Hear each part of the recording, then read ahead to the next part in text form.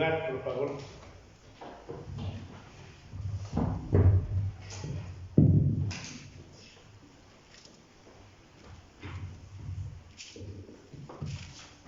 Buenas tardes, mis amados hermanos.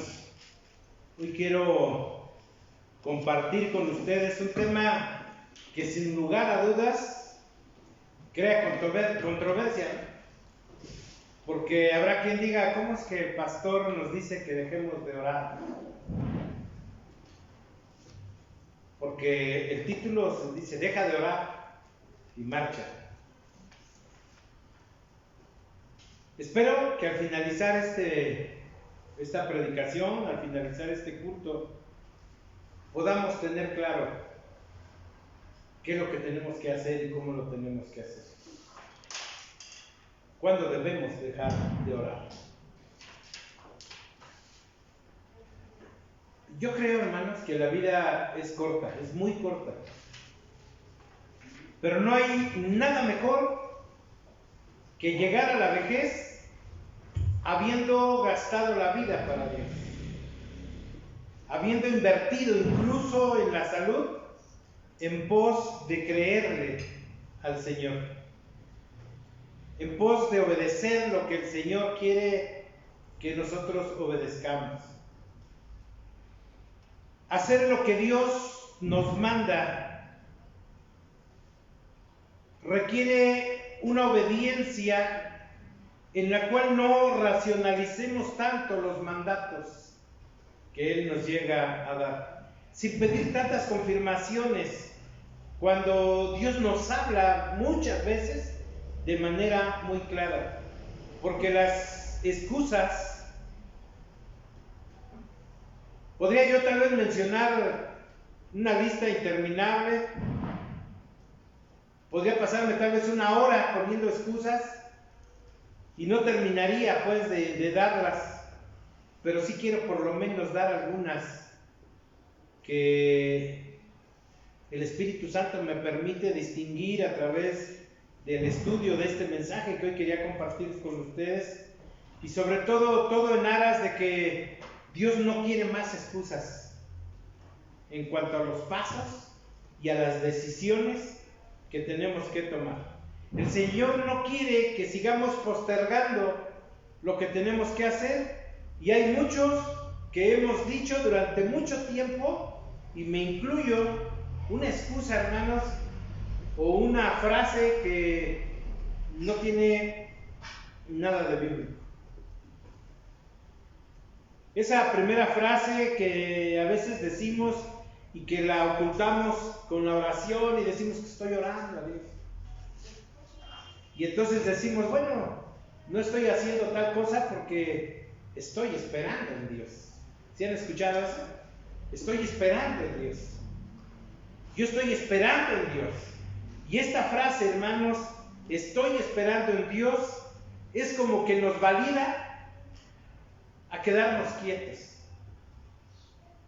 Como que nos da cierta autoridad para decir: yo no hago nada porque yo estoy esperando en Dios.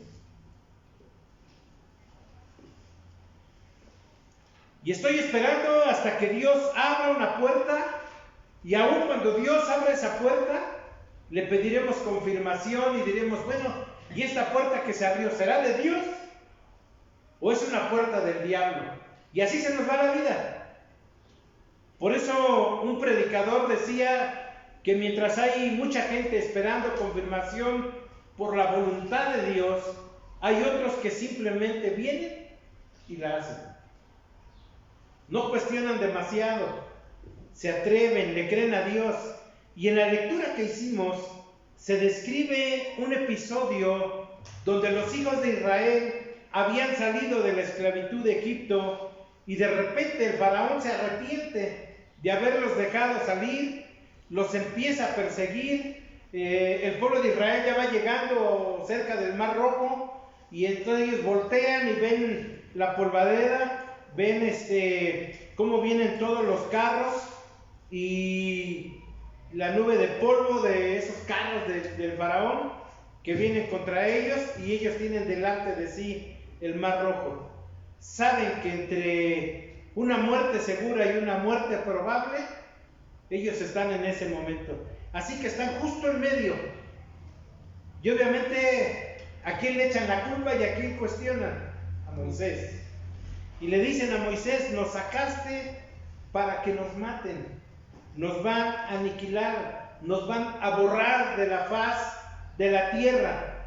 Y ahí Moisés dice una palabra, y quiero que pongan mucha atención, hermanos, porque Moisés dice una palabra que, aunque está en la Biblia, no necesariamente proviene de Dios. A veces decimos: es que yo lo leí en la Biblia, así que tiene que ser de Dios. Si está en la Biblia, tiene que ser de Dios. Sí, pero en la Biblia también encontramos diálogos de Satanás. Satanás le habla a Dios, ¿no? Están los relatos de los fariseos, hombres radicales religiosos, ¿no? Así que, mis amados hermanos, cuando leamos algo, no podemos sacar de contexto una simple frase sin entender todo lo que relata el pasaje. Cuando el pueblo de Israel se queja con Moisés y le dice: Moisés, nos sacaste de Egipto, vienen los carros de Faraón, nos van a pasar por arriba. ¿Qué responde Moisés? Ahí en el versículo 13 de la lectura que hicimos, capítulo 14 de Éxodo, ¿qué responde Moisés? Miren: no teman y estad firmes y vean la salvación que Dios va a hacer con ustedes, porque los egipcios que están viendo nunca más los van a volver a ver. Hasta ahí era una palabra de fe. Pero luego agrega Moisés en el versículo 14: Jehová peleará por ustedes y ustedes estarán tranquilos. Muchos dicen amén, ¿no? Ahora, si yo les digo eso, hermanos, en esta tarde, y yo les digo: iglesia, el divino Jesús, ¿cuántos quieren que Jehová pelee por ustedes? ¿Cuántos pueden decir amén? Nadie. ¿Sí o no? Amén. Es maravilloso, ¿no? Esto. Pero saben que ahí no termina el episodio. Porque miren lo que dice: Dios va a dar una contraorden. Moisés les dijo: esténse quietos. Pero Dios va a dar una contraorden. Moisés les dice: estén firmes, Jehová peleará por nosotros. Así que Moisés va seguramente a pedir la dirección de Dios y le dice: Jehová, ¿te parece bien la orden que le di al pueblo de Israel? Les dije que se queden firmes porque tú vas a pelear por nosotros. Y Dios le contesta, versículo 15. ¿Qué le dice? ¿Por qué clamas a mí? ¿Por qué clamas a mí? Di a los hijos de Israel que ¿qué? Que marchen. Y ahí cambia la perspectiva bíblica. Él les acaba de decir, el reverendo Moisés, el patriarca Moisés, el pastor Moisés les acaba de decir: firmes, no se muevan. Jehová va a hacer todo. Y Dios les dice: no. Dios le dice: marchen, caminen, muévanse. Y yo voy a derrotar en todo caso a los egipcios, pero dile al pueblo de Israel que tiene que marchar. Que se pongan en movimiento. Moisés dice: estén firmes y vean la salvación. Dios da una contraorden y les dice: diles que marchen. Así que, mis amados hermanos, cuando ustedes escuchen quédate quieto ahí, lo más probable es que quien te está hablando es el sacerdote Moisés, o el reverendo Moisés, o el pastor Daniel. Pero cuando escuches marcha, porque yo voy contigo, lo más seguro es Dios que te está poniendo en acción y quiere que hagas algo. La palabra de Dios es: marchen, empiecen a moverse en la dirección que Él te estará guiando, porque no te va a dejar el Señor. O sea, el Señor te dice: a ver, ve y a ver dónde llegas. O sea, Dios dice: marchen, porque yo voy a estar contigo. ¿O no dice eso la palabra? Yo les comentaba el jueves en el estudio,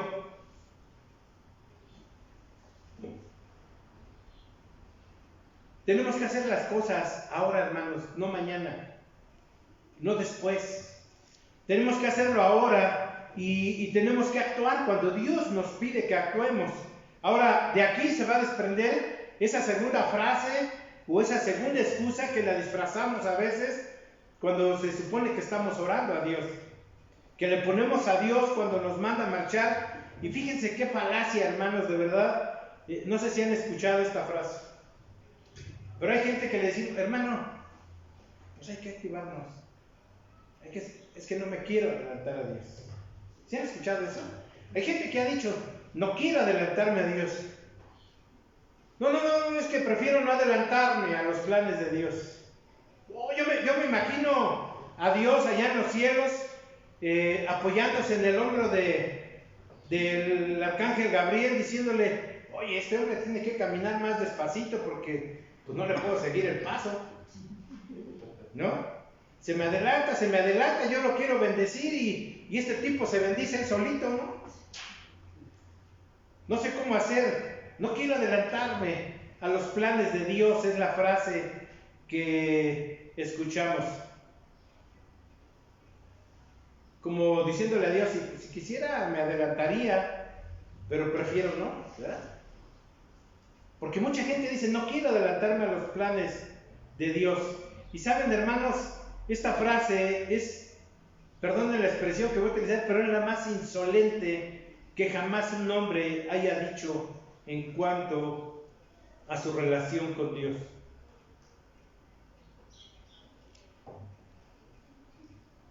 No quiero adelantarme a los planes de Dios. Como si Dios dijera, hoy no te puedo seguir el paso. Y saben, lo más probable es que Dios está esperando que tú y yo nos pongamos al día. Lo más probable es que Dios diga, este nunca se mueve, porque de verdad, hermanos, nosotros nos sentamos en la mecedora de la vida y decimos, no quiero adelantarme a Dios. Como que más que nada para no ofenderle, ¿no?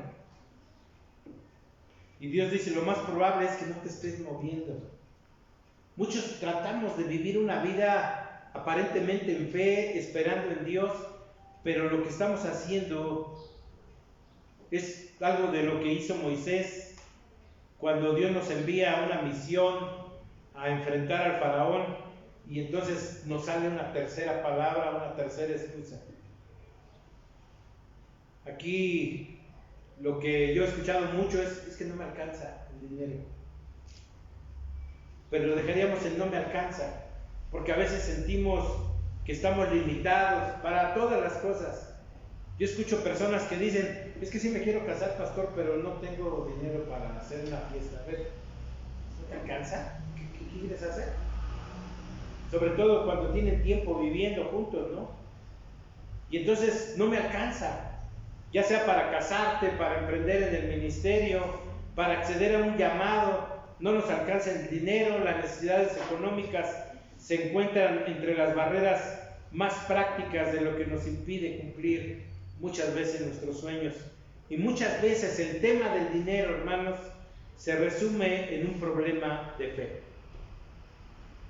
Porque inventamos excusas, porque no estamos convencidos de que Dios va a proveer todo lo necesario cuando Él te está enviando a hacer algo. No sé si ustedes han escuchado esto, pero hay gente que está orando a Dios por un trabajo, pero no sale de su casa. Hoy el pretexto es la pandemia, pero esto es de muchos años. Jóvenes que salieron de la escuela y que están en la casa metidos ¿y cuándo vas a conseguir trabajo? Pues es que no he encontrado nada. Pues haga a buscar.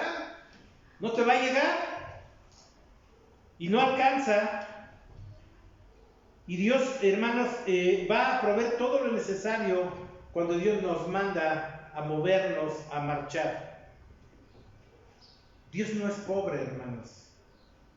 Él no necesita nada. Cuando Dios ordena algo, siempre paga por ello, siempre. Él no está esperando. Dios no está esperando, hermanos. Miren, Dios no está ahí como diciendo, ay, pues estoy esperando que la iglesia financie mi voluntad. Porque si no el mundo se va a perder. El Señor no está esperando eso. Dios es un Dios informado. Dios no pregunta, hermanos, cuánto cuesta, porque el costo no es un problema para Dios. Cuando Él te manda es porque ya hizo un estudio de factibilidad y como Él está en la ecuación, va a resultar sí o sí. Y las probabilidades son 100% seguras, 100% de que va a salir bien cuando Dios te manda a hacer algo. La única cosa que gobierna lo que Dios puede hacer o no en tu vida es la obediencia o desobediencia. Pero nunca, nunca, hermanos, decidas lo que es o no es voluntad de Dios para tu vida, verificando cuánto dinero hay en tu bolsillo. Alguien quisiera que pusiera atención a esto, hermanos, que voy a decir. Vean los bolsillos de Dios. Dios nunca te va a mandar a hacer algo sabiendo que lo que tú tienes en el banco o lo que tú tienes de trabajo o lo que tú tienes de estudio es lo importante. Un llamado nunca, nunca, hermanos, depende de ti, depende de Él. Dios es un Dios informado que solamente está esperando que tú marches, que tú te muevas. Dile a mi pueblo que marche. Cuando Dios, y aquí quiero hacer un paréntesis, cuando Dios envía al profeta Malaquías,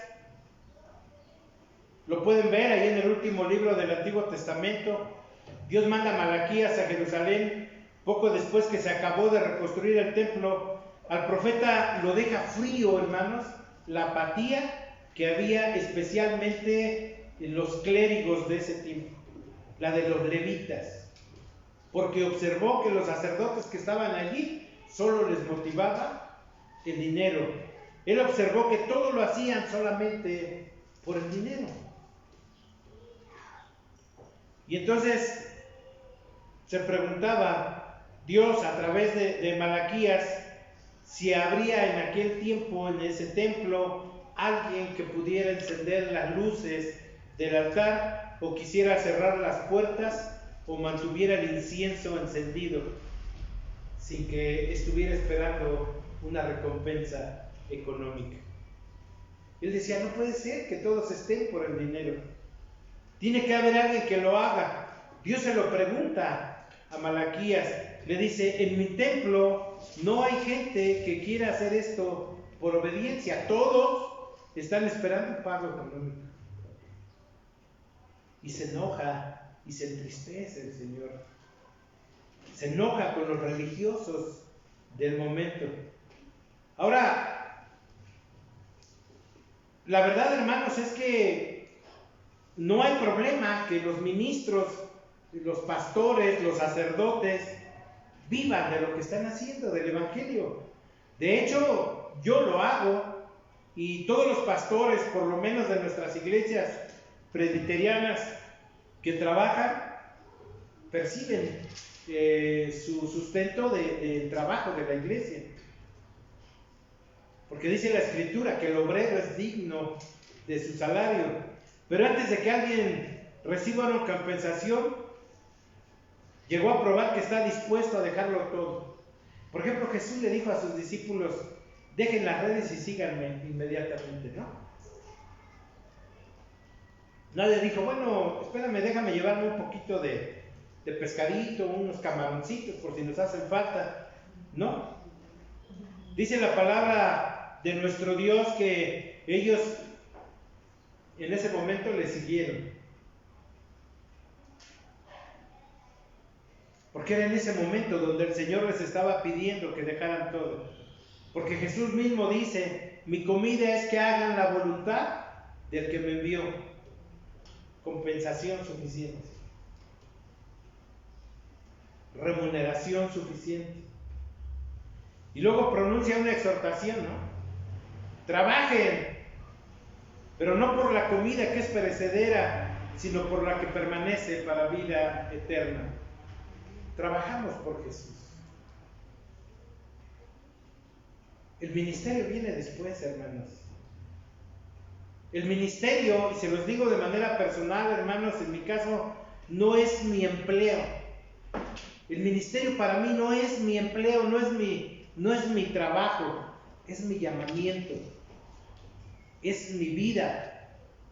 Yo soy un ministro y Dios dice, tú estás aquí no para hacer algo que te deje una compensación, tú estás aquí para invertir tu vida, para dársela al Señor hasta la última gota de tu ser. Hace unos días mi hija Olga se reía porque le decía yo a mi hija, le decía, no sé, yo espero en unos 5 años ya dejar el ministerio, buscar una iglesia donde yo pueda sentarme y escuchar. Y se empezó a reír y me dijo, mejor ni le hagas, porque a donde vayas no te vas a quedar sentado. Pero saben, hermanos, esto no es de parte de uno. Es que este es el llamamiento de Dios. Y cuando uno entiende que el ser pastor no es un trabajo, no es un empleo, entendemos cuál es el llamado de Dios. Y inviertes. Miren, el pastor Salomón López tenía un trabajo que le dejaban muy bien. Y el pastor renunció a ese trabajo donde ganaba, yo creo que puede que yo exagere, pero si ganaba unas 3 veces más de lo que puede ganar en la mejor iglesia que tenemos en nuestro presbiterio, me quedo corto. Pastores que han dejado sus carreras, sus empresas, para servirle a Dios. Eso es invertir, porque al final de cuentas, la comida que no es perecedera es para vida eterna. Amén. Y Dios nos llama a eso. Pero saben, hermanos, y entonces nosotros decimos, bueno, está bien, ya entendí lo del dinero, pero no tengo capacidad. Esa es otra frase, hermanos. No tengo la preparación, no sirvo. Y el Señor se le aparece a Moisés ahí en la zarza ardiente y le dice, ven y te enviaré para que saques a mi pueblo de Egipto. Y ustedes conocen todas las excusas que da Moisés. ¿Se acuerdan? Soy torpe de lengua. No puedo hablar. Soy tartamudo. No tenía confianza. Ahora soy pastor de ovejas. Ya no soy el príncipe de Egipto. Ahora soy un pastor de ovejas. Y noten qué le dice Dios ahí en Éxodo 3. En Éxodo 3, hermanos, hay varios versículos, el 6, 12, 14, 17, el 20 y el 21, y le empieza Dios a decir por qué lo está mandando y por qué Moisés tiene que obedecer. Porque le dice, yo soy el Dios de tus padres. Le dice por primera vez, yo soy el Dios de tus padres. Le dice por segunda vez, ve, yo estoy contigo. Por tercera vez, yo soy el que soy. Por cuarta vez, yo lo sacaré de allí. Y por quinta vez, yo extenderé mi mano. Y por sexta vez, dice, yo daré a este pueblo gracia, dice la palabra de Dios. ¿Qué paciencia tuvo Dios con Moisés? Yo no sé cómo no lo aplastó ahí en ese momento que estaba Moisés diciéndole que no podía ir porque se sentía insuficiente. Porque quiero decirles, hermanos, que Dios no busca a los más talentosos. Dios no busca a los más inteligentes, a los más carismáticos. Está buscando lo más difícil, casi un artículo de lujo. Él está buscando gente que obedezca, hermanos. Hay un pastor que decía, cada mañana Dios le dice a los océanos, quietos, y todos se quedan en su lugar. Dice, pero luego le dice a un pastor, a un anciano, obedece al llamado. No, ¿por qué? ¿Por qué? ¿Por qué tengo que obedecer a Dios? Como si nosotros fuéramos muy superiores a toda la creación de Dios. Por eso Jesús no escogió discípulos que salieron de la Universidad de Jerusalén, o en ese tiempo una escuela que estaba muy fuerte ya en ese tiempo, que era la escuela de Alejandría, no llamó a las mentes más brillantes de la sinagoga, porque Jesús sabía que si llamaba a ese tipo de gente, se iba a encontrar con un ¿y por qué?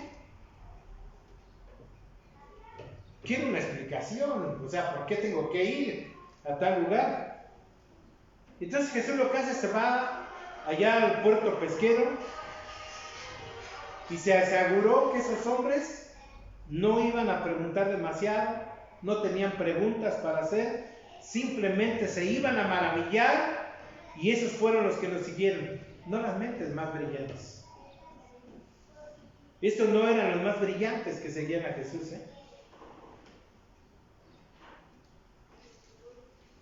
Y hoy no somos los más brillantes los que seguimos a Jesús. Nunca tenemos los más listos entre nosotros y nunca somos los más listos. Pero Moisés le dijo a Dios, no tengo capacidad. Pero saben, hermanos, cuando Dios te llama, no necesitas esa capacidad, no necesitas conocer el camino, porque Dios dice, yo soy el camino, la verdad y la vida. No necesitas hacer milagros, no necesitas sanar a nadie, no necesitas salvar a nadie, no haces nada, nada. Simplemente, hermanos, dice o hacemos lo que Dios quiere que hagamos, y cuando Dios nos llama al pastorado, solamente nosotros tenemos que hablar lo que Él quiere que le digamos a su pueblo, nada más. No podemos hacer otra cosa. Uno tiene que pararse y uno tiene que predicar el Evangelio tal cual está en la Escritura. Tenemos que hacer generar, es nuestra responsabilidad, hermanos, el predicar lo que Dios quiere que prediquemos, para que Dios nos use, más o menos, pero que Dios nos siga usando. Porque saben, lo que mueve la mano de Dios, hermanos, no es tu capacidad, sino es tu dependencia de Dios. No es porque tú seas licenciado, no es porque tú seas gerente, no es porque tú seas la mejor persona preparada y tengas la mayor cantidad de dinero. No, hermanos, lo que mueve la mano de Dios es la dependencia que tú tienes con Él. ¿Cuánto dependemos de Dios? Y entonces nosotros decimos, está bien, entendí todo esto, ¿no? No es cuestión de dinero, nunca más diré que me quiero adelantar a Dios, pero hay otra frase que, y esta creo que es una de las más usadas. No siento que sea el tiempo. Es que no es el tiempo de Dios todavía. Esta es muy usada, Todavía no siento que sea el tiempo de Dios. Y miren lo que el Espíritu Santo nos dice a través de su palabra, que toda obediencia demorada es desobediencia. Toda obediencia que no se cumple cuando se ordena es desobediencia. Toda orden que no se cumple en el momento que se debe de cumplir es desobediencia. Y las mamás, espero que nomás no balconeen a sus hijos, pero las mamás saben de esto. ¿Qué hace la mamá? Hijo, ándale ya, levanta la mesa. Ahí voy. Ahora quiero que... Ahí voy. ¿No? Pasa media hora. ¿Y qué pasó? Ahorita lo hago. ¿Es obediencia o no es obediencia? ¿No? Y entonces la mamá le pone un castigo. Miren, hay mamás que de verdad secuestran todo, juegos de video, los celulares, bueno, son peor que los ministeriales. Te ponen en arraigo domiciliario, no puedes salir a ningún lado. Y entonces sí, el holgazán grita, ¿no? Enojado. ¡Hey, pues si ya lo iba a hacer! ¿No? Me desobedeciste y ahora pagas las consecuencias. Dios es igual, hermanos. Obediencia demorada, postergada, es desobediencia delante de Dios. Los que buscan la confirmación sobre la voluntad de Dios siempre se ven sobrepasados por los que no cuestionan y la hacen. Ahí en el Evangelio de Lucas encontramos una historia cuando Jesús le dice a un muchacho, dice, sígueme. ¿Y qué le dijo el muchacho? Deja que primero entierre a mi padre y después te sigo. ¿Qué le dijo Jesús? Deja que los muertos entierren a sus muertos. Anuncia el reino de Dios, ¿no? Y tal vez el muchacho pensó, bueno, Jesús va a estar aquí en Jerusalén, pues va a enseñar como todos los rabinos que llegaban a un lugar y se quedaban 30, 40 años. Tal vez el muchacho pensó que lo estaba llamando, pero yo creo que no es necesario seguirlo ahora. Pues tal vez dentro de unos 5 o 10 años que ya me sienta medio liberado, me pueda unir a su grupo. Me gusta cómo predica este rabino y probablemente sea el Mesías, como muchos dicen. Pero lo que este hombre no sabía, este joven no sabía, es que el ministerio de Jesús solo iba a durar 3 años en la tierra. 3 años de ver los milagros. Y nosotros, hermanos, nunca sabemos la urgencia de Dios cuando te está llamando. Nunca sabemos qué es lo que Dios quiere que hagas, pero ya. Y siempre decimos, sí lo voy a hacer. No tengo pues mala disposición, o sea, estoy dispuesto a hacerlo, pero no creo que Dios lleve mucha prisa. Mis amados hermanos, Dios nunca bendice las buenas intenciones. Y esto, escúchenlo, hermanos, Dios nunca bendice las intenciones. Dios bendice acciones. Por eso dice, cuando este siervo llega y le da cuentas al dueño de la tierra, le dice, bien hecho, siervo fiel. ¿No le dice así? Nunca le dijo, bien pensado, qué bueno que lo pensaste, bien pensado. No, le dice, bien hecho, siervo fiel. O bien intencionado, siervo fiel, pásale. Dios viene, hermanos, y nos llama, y constantemente nos está llamando, y nos dice, sígueme, y decimos, claro que sí, pero déjame termino mis estudios primero. ¿Saben? Hoy hay una corriente muy fuerte, sobre todo en nuestros pastores que nos liderean, que a los chicos no los quieren dejar entrar al seminario. No, primero terminan la carrera y después entras al seminario. Como si el llamado de Dios fuera menos importante que una carrera profesional. Y hoy las iglesias están llenas de pastores que se titularon en una carrera y que la utilizan la iglesia como plataforma para tener sus consultorios para psicología, tienen sus consultorios de contaduría, tienen sus consultorios de todo porque son pastores y son esto.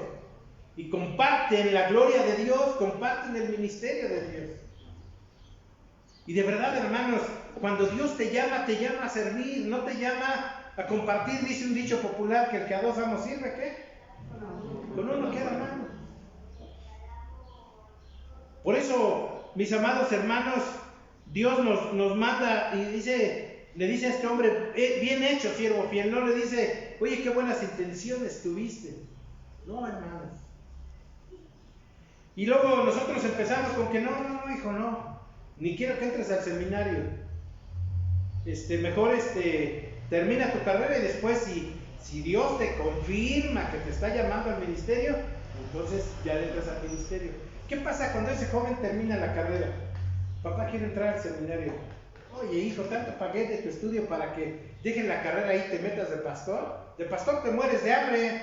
No, aprovecha tu carrera, disfrútalo, hazte de una casa, hazte de un carro, guarda esto, guarda lo otro, y después si hay tiempo.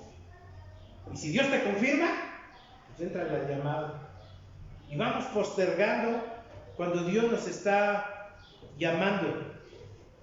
Y cuando eres adulto, que ya disfrutaste un poco de tu carrera, quiero entrar al ministerio.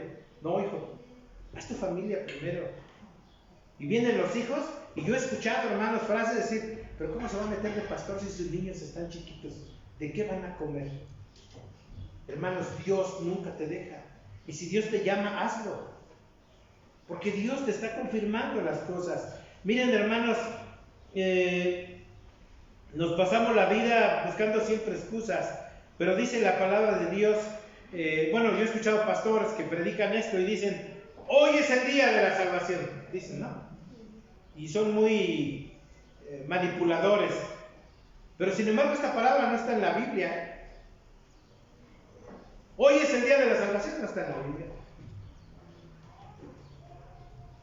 Ese versículo no existe.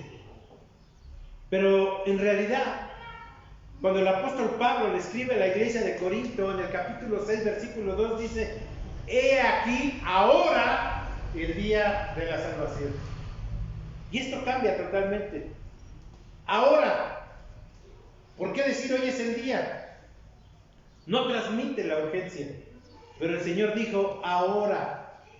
Porque, miren, si alguien se está ahogando, nunca van a escuchar decir, me estoy ahogando hoy en día. ¿Alguien me puede rescatar? No, me estoy ahogando ahorita necesito la ayuda. ¿No? Ahora se necesita el auxilio. Y cuando Jesús nos llama, nos dice en un momento, respóndeme el llamado el día de hoy, ahora. Eso es lo que Dios dice. No dice Dios, pues tómate el día, almuerza, te voy a llamar en ayunas, pues si aquí luego no hay ni de comer, almuerza. No, nunca dice eso el Señor, hermanos. El Señor te llama y te dice, ahora, respóndeme ahora. Ese es el mandato más importante de todos. Y sé que cuando Dios nos habla este tipo de mensajes, hay de los que piensan, bueno, entonces Dios me está hablando. Bueno, pues en este momento salen de aquí, toman el primer camión a la sierra y quieren irse a predicar el evangelio porque Dios les llamó ahora. Y dicen, es que el pastor nos dijo que ahora. Y hay gente, hermanos, que deja trabajo, deja familia, porque escuchó un mensaje de este tipo y dicen, es que el pastor dijo que Dios me estaba confirmando y hoy tengo que salir. Pero saben, hermanos, una cosa es el llamado de Dios y otra cosa es la comisión que Dios te da. Cuando Dios llama, tú tienes que obedecer ahora. Ahora. Debes de ser incondicional, porque después va a venir la comisión para la cual Dios te estuvo llamando. La obediencia es seguir a Jesús. Eso es lo más importante. A veces pensamos que seguir a Jesús es estar metido todo el día en la iglesia. Miren, seguir a Jesús es poder empezar a escudriñar la palabra, abrirle el corazón para que Él cambie y transforme tu vida de una manera plena. Eso es seguir a Jesús. Porque nosotros hacemos lo de este hombre que le dijo, déjame enterrar a mi padre. Nosotros, sí, yo quiero seguir a Jesús, pero pues es que primero me quiero divertir. Primero quiero hacer esto, quiero hacer lo otro. Y ya después, si hay tiempo, pues lo sigo. Eso es seguir a Jesús. Después vendrá la comisión. El llamado de Dios es ahora. Hoy es el día en que tenemos que correr al altar. Hoy es el día que le debemos de decir al Señor, Señor, soy incondicional. Ya después estaré dispuesto a la comisión que Él me mande. Porque ahí es donde algunos dicen, ya está, ¿no? Me voy de misionero, dejan familia, dejan trabajo y fracasan. Me voy de pastor y fracasan. No, aquí es saber que la comisión vendrá después. Cuando Dios nos ha llamado al Evangelio y somos creyentes y Dios nos llama y nos pone en nuestro corazón esa inquietud de aprender y de poder servir de otra manera, hermanos, no lo eches en saco roto, obedece a Dios. Porque la comisión para muchos, ya el Señor te la está poniendo en estos momentos. Debemos obedecer el llamado de Dios. Lo que no puede esperar es el llamado de Dios. Jesús le dijo al muchacho, sígueme. Y ese joven, que no conocemos el nombre, bien pudo haber sido el 13º apóstol. Bien pudo haber tenido Jesús 13 apóstoles sin ningún problema, ¿no? Entre los que se podía contar este muchacho. Él pudo haber sido uno de los elegidos. Y seguramente tuvo un nombre propio, tuvo apellidos, pero ni tú ni yo lo conocemos. Porque pasó de manera anónima en la Escritura. Es un anónimo de tantos que no reconocieron la voz del pastor. Y Jesús dijo, mis ovejas conocen, oyen mi voz y la reconocen. Y me siguen, dice. Amén. Miren, mis amados hermanos, cuando uno tiene un coche, que pues, casi todos los carros son de gasolina, o ya sacaron algunos eléctricos, pero tú tienes tu carro, y así le pongas un poquito de agua, arruinas el motor, lo truenas, aunque sea un chorrito apenas. Y mis amados hermanos, nuestro tanque de gasolina dice, usa solo la fe. Le pones un chorrito de incredulidad y lo echas a perder todo. Es que, mis amados hermanos, si algo bloquea las bendiciones de Dios es la desobediencia. Cuando tú quieres tener una vida con bendición pero desobedeces, eso bloquea, eso posterga, detiene las bendiciones de Dios. Y Dios te está llamando, no solo para el ministerio, Dios te está llamando para que cambies tu vida, para que te arrepientas, para que busques la reconciliación con tu familia, para que emprendas algo nuevo. Cuando Dios te da una orden, tienes que decir, Señor, estoy dispuesto. Y tenemos que estar dispuestos a dar lo que tenemos, con lo que tienes. No esperar a ser rico para darle al Señor. No hagas tratos con Dios, hermanos, del tipo de que si Dios me permite que me saque la lotería, le prometo que voy a dar para reconstruir su templo. Dios no funciona así, hermanos. Dios no necesita, perdónenme, Dios no necesita tu dinero. Dios no lo necesita, no lo tientes, pues. La fe va primero, las señales van después. Y no sé por qué a veces torpemente vivimos diciendo, estoy pidiendo una señal a Dios. Dios no te da señales para que marches. Dios le dijo a Moisés, o más bien Moisés le dijo al pueblo, estad firmes. No, dile al pueblo que marche y después yo me voy a glorificar en el faraón, los voy a ahogar a todos, se cerrará el mar y ustedes van a cruzar por tierra seca. Voy a hacer que brote agua de la peña. Va a caer maná del cielo en el desierto. Les voy a bendecir. Pero lo primero que tienen que hacer es marchar. Marchen. Marchen. Y entonces yo los voy a liberar. ¿Cuántos podemos decir amén, hermano? Amén. Miren, Dios cuando le dijo al pueblo de Israel que iban a atravesar el mar rojo, no les abrió el mar para que ellos se pasaran. Dios le dijo a Moisés que marchen, y empezaron a marchar con rumbo al mar rojo. Y en el momento que los primeros hombres pusieron su pie en el agua, en ese momento Moisés levantó su báculo y se abrió el mar. Porque Dios dice, ¿quieres que yo te libere? ¿Quieres que yo te bendiga? Métete al agua y entonces yo la abro. No le puedes decir a Dios, primero abre y luego me paso, porque te va a pasar lo que al faraón. ¿Qué hizo el faraón? El faraón vio abierto el mar y se metieron. Y dice en la Biblia que todos murieron ahí ahogados. Porque Dios cuando te manda algo, no quiere que le estés pidiendo pruebas si es de Él o no es de Él. Dios sabe, hermanos, y yo creo que Dios nos habla en esta mañana y tenemos que hacerlo, porque a veces decimos, no tengo dinero, no tengo la capacidad, no me quiero adelantar a los planes de Dios. Mi amado hermano, no te estás adelantando. Dios sabe que no tienes dinero, Dios sabe que no tienes capacidad, Dios sabe de tus incapacidades sobre todo, porque Dios nunca perfecciona a nadie para llamarlo después. Dios primero lo llama y lo va perfeccionando a través de la vida en el ministerio. Y aun cuando aquellos que no lo conocen, miren, hay gente que está dispuesta a marchar, el que se anima y se atreve a hacer las cosas y le resultan. Ahora imagínense, hermanos, la ventaja que tenemos de contar con Dios de nuestro lado. La ventaja de que Dios dice, me agrada el que se esfuerza y el que es valiente. La única condición que Dios le puso a Josué para poder poseer la tierra prometida, dice la palabra de Dios que toda la tierra que él pisara la iba a bendecir. Dice, mira que te mando que te esfuerces, mira que te mando que seas ¿qué? Valiente. Y eso va a requerir todo de nosotros. Tenemos que marchar, tenemos que hacer a un lado nuestras excusas. Ya nomás estoy esperando el tiempo de Dios. Atrévete, hermano, y marcha, marcha, marcha, hermano. No te quedes quieto. No esperes que Dios te va a quitar tus malos hábitos. No esperes a que Dios te va a cambiar tu carácter. Porque sabes, Dios no cambia el carácter de las personas, cambia los corazones.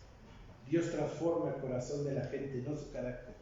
El carácter es consecuencia de que Dios ha transformado tu corazón. Ya no más estar esperando a que Dios nos confirme las cosas. Podemos terminar, hermanos, diciéndole a Dios gracias. ¿Oramos a Dios? Inclinen su rostro, hermanos, y oremos a nuestro Dios. Padre, te doy gracias por tu palabra en esta tarde. Y sin duda, Señor, muchos de nosotros hemos consumido gran parte de nuestra vida siempre pensando en que tenemos que esperar a que tú nos confirmes y esperar tu tiempo. Pero tú dices, hoy es el día. Ahora ha llegado la salvación. Y nosotros, Padre, te pedimos que nos permitas tomar las mejores decisiones en nuestra vida. No por los demás, no tomando como parámetro a los demás, no midiéndonos con los demás, sino haciéndolo por obediencia a ti. En el nombre de Jesús te lo pedimos. Amén y amén. Que el Señor les bendiga.